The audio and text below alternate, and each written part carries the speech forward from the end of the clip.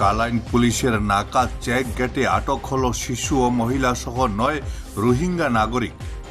2014 সালে এরা মায়ানমার থেকে অবৈধভাবে ভারতে প্রবেশ করে হায়দ্রাবাদে চলে যায়।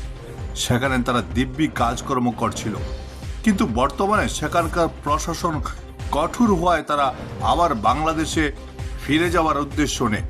সেই উদ্দেশ্যে হায়দ্রাবাদ থেকে ট্রেনে তারা মঙ্গলবার ভোরে বদরপুর পৌঁছায়। সেখান থেকে জাতীয় সড়ক ধরে মেঘালয়ের মালিডোরে যাওয়ার সময় তারা কালাইন চেক গেটে ধরা পড়ে। তারা যে রোহিঙ্গা নাগরিক সেটা তারা পুলিশের কাছে জানিয়েছে। পুলিশ তাদের আটক করে শিলচর পাঠিয়েছে। Bureau report, Barak vision.